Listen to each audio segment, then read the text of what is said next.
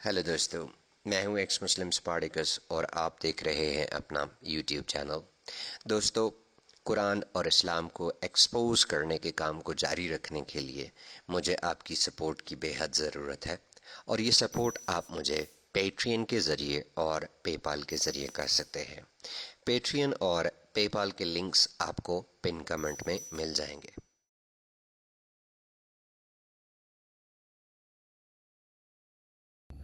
Hello दोस्तों, 16 दिसंबर पाकिस्तान के लिए एक डार्क डे है, लेकिन रियलिटी में सिर्फ पाकिस्तान के लिए डार्क डे नहीं बल्कि हर उस शख्स के लिए डार्क डे है जिसके अंदर ज़रा सा भी इंसानियत का एहसास मौजूद है। अगर आपको नहीं मालूम तो आपको बता देता हूं कि 16 दिसंबर 2014 को Taliban army public school Peshawar में घुसे और 150 बच्चों को कत्ल कर दिया।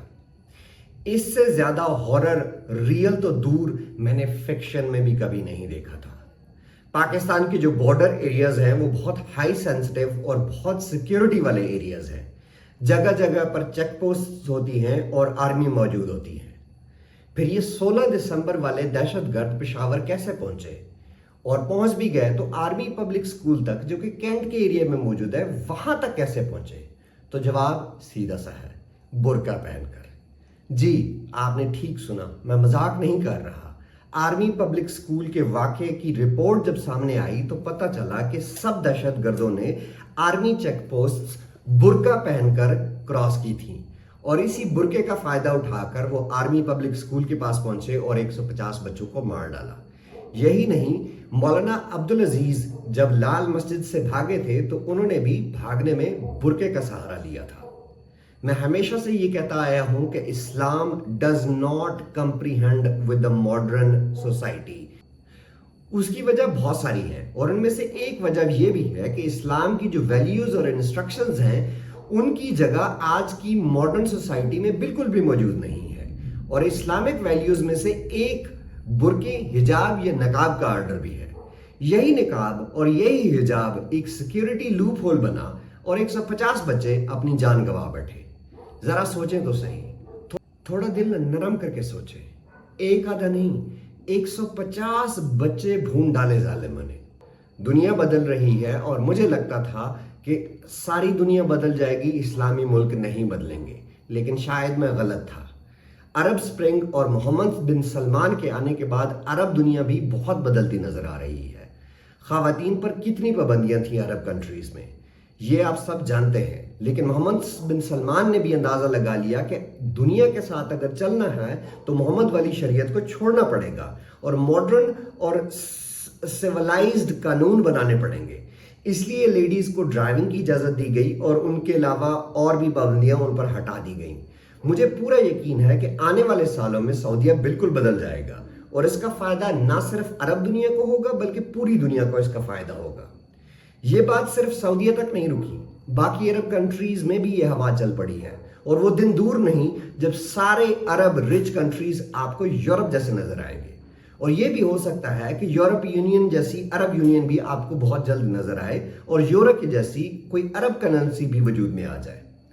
खैर, हम बात कर रहे थे हिजाब की, तो आपको याद होगा कि लास्ट ईयर जब कर्नाटका में हिजाब पर पाबंदी लगी थी तो कई लोगों को आग लग गई थी और बहुत अजीब और गरीब तरीके से विक्टिम कार्ड खेला गया था। ये विक्टिम कार्ड सिर्फ खेलने वाले माइनॉरिटी के लोग नहीं थे बल्कि उनमें हमारे अपने कुछ लिब्रांडूज भी शामिल थे। फिर आपको याद होगा कि फ्रांस ने पहले पब्लिक प्लेसेस में यानी बीच वगैरह पर नकाब पर पाबंदी लगाई तो उस टाइम पर भी मुस्लिम वर्ल्ड पागल हो गई थी और फ्रांस को बहुत बुरा भला कहा गया था। फ्रांस ने अब एक और कदम उठाया है और वो ये उठाया है कि नकाब के साथ साथ हिजाब पर भी पाबंदी लगा दी गई है। इसकी वजह यह है कि फ्रांस का जो सेकुलरिज्म है वो बाकी वेस्टर्न कंट्रीज से काफी डिफरेंट सेकुलरिज्म है।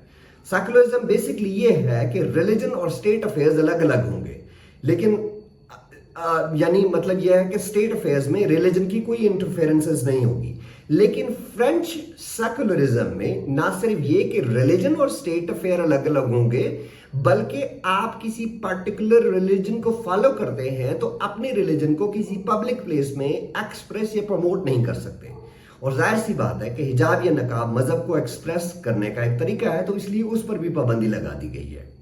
और پہلے کی طرح اس دفعہ بھی مسلمانوں نے بہت شور مچایا اور فرانس کے اس سٹیپ کو کنڈیم کیا، لیکن بات یہاں تک نہیں رکی۔ بات کر رہا تھا عرب ورلڈ کے بدلنے کی، تو ابھی پچھلے دنوں ایجپٹ نے ایک بڑا انٹرسٹنگ سٹیپ اٹھایا ہے، اور وہ یہ ہے کہ ایجپٹ نے اسکول، کالج اور یونیورسٹی میں فیس کور کرنے پر پابندی لگا دی ہے، یعنی نقاب پہننے کی یہ بالکل بھی اجازت نہیں ہے۔ یہ بہت ہی زبردست سٹیپ ہے اور اس سٹیپ پر ایجپشن گورنمنٹ کو میں مبارکباد دیتا ہوں، لیکن مجھے حیرت ہوتی ہے کہ اس سٹیپ کے بعد کسی بھی مسلمان نے شور مچانا تو دور کی بات، چوں تک نہیں کی۔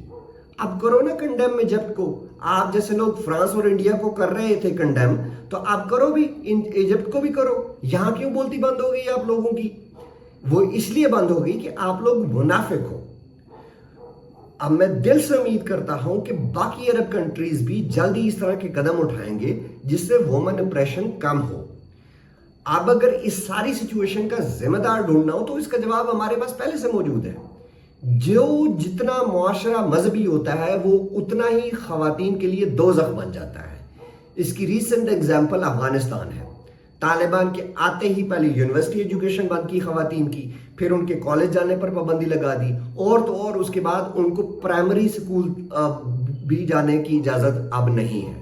یہ سب کر کے بھی طالبان کو سکون نہیں آیا۔ اب سننے میں آ رہا ہے کہ انہوں نے عورتوں کے پارک جانے پر بھی پابندی لگا دی ہے، مطلب بس گھر بیٹھو اور بچے پیدا کرتی جاؤ۔ آخر میں اللہ سے دعا کرتا ہوں کہ اے میرے اللہ، پوری دنیا کی عورتوں کو اسلام سے محفوظ رکھنا، آمین۔